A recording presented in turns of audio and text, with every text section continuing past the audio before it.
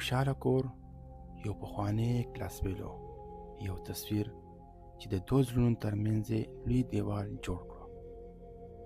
السلام علیکم، زه یم ستاسو ورور عمران. تاسو ګورئ د زړه قصې. دوستانو، جعفر او ریشمه د سوات په ښکلي کلي کې ژوند کولو. دواړو د یو بل سره ډیره مینه کوله. جعفر به اکثر ویل، ریشمه ته زما د ژوند د ټولو لویه خوشحالي یې. ریشمه به مسکی شوه، او ته زما باور. دواړو ساده ژوند کولو خو خوشحاله وو. خلکو به هم د دوی مثال ورکولو. خو هر خوشحاله ژوند ته د چا بد نظر هم وي. هغه ورځ چې هر څه یې بدل شو. یو ماښام جعفر له کاره ستړی کور ته راغی. هغه په مخ یو عجیبه خاموشي وه. ریشمه پوښتنه وکړه، ولې داسې غلی؟ اخر څه شوي دي؟ جعفر یې له څو ویلو مخ ته موبایل کېښود. ریشمه چې تصویر ولیدو، زړه یې ډوب شو. په تصویر کې هغه د خپل زوړ کلاسبیلو کامران سره ولاړه، او دا تصویر داسې ښکاري لکه ډېر پخوانی وي.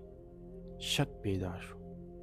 جعفر په غوسه وویل، دا څوک دی او دا څه دي؟ ریشمه په ژړا شوه، دا کامران دی، زما کلاسبیلو، خو دا تصویر ډېر پخوانی دی. خو دا تصویر داسې نه دی. جعفر غوسه شو، خو دا داسې نه ښکاري څنګه چې تا وایي.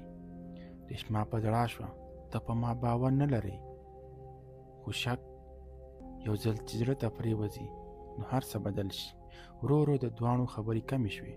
جعفر په خاموشه ناست و، او ریشمه په اکثر پټ ژړلو. کور کې خاموشي خوره شوه. یو ورځ چې خندا وه، اوس هلته یوازې شک و. پټ حقیقت. یو ورځ جعفر د خپل یو ملګري سره ناست و. هغه ملګري ورته وویل، جعفره، دا تصویر ما هم لیدلی، خو دا اصل نه ښکاري، دا ایډیټ شوی.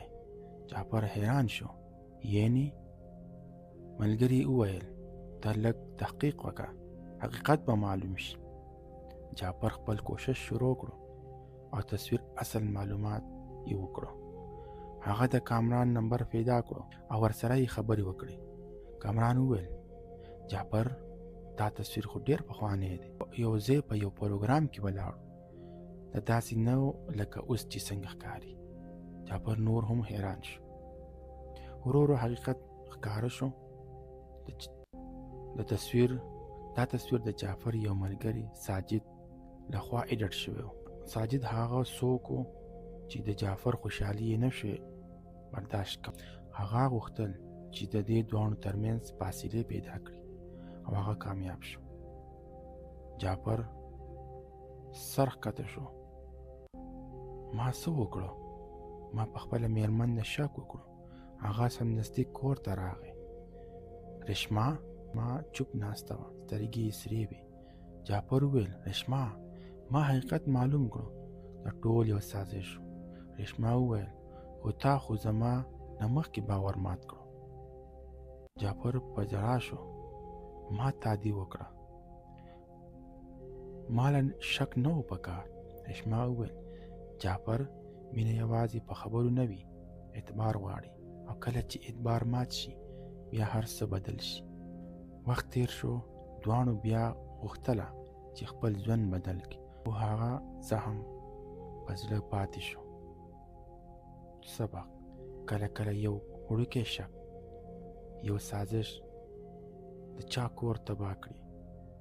په خپلو خلکو باور وساتئ، او د هر څه مخکې حقیقت معلوم کړئ. والسلام.